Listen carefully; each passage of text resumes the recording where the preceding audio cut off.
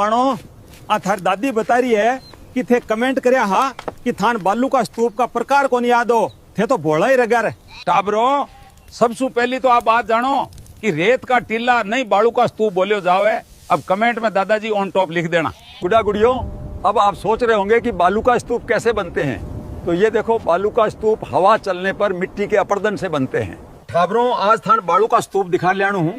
बालू का स्तूप दो प्रकार का हुई, एक पवन की गति के आधार पर और दूसरा आकृति के आधार पर। अठीन सुनो, पवन की गति के आधार पर पहलो प्रकार है अनुदैर्ध्य बालू का स्तूप और अनरेखीय बालू का स्तूप भी बोलियो जावे।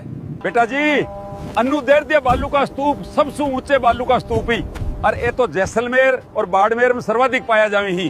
बावड़ा की तरनिया के देखो हो, पवन की गति का आधार पे आगलो बालू का स्तूप अवरोध बालू का स्तूप है। टाबरों आ देखो मरुस्थल में झाड़ियां का अवरोध के कारण बनया बालू का स्तूप अवरोधी बालू का स्तूप कहलावी ही।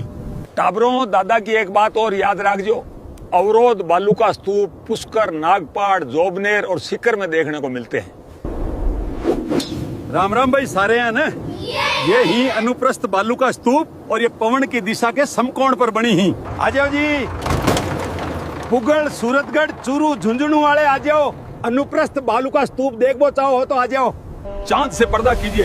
हाँ जी बच्चों, अगला बालू का स्तूप अर्धचंद्राकार बालू का स्तूप है और इन्हें बरखान भी कहा जाता है। टाबरों बरखान बालू का स्तूप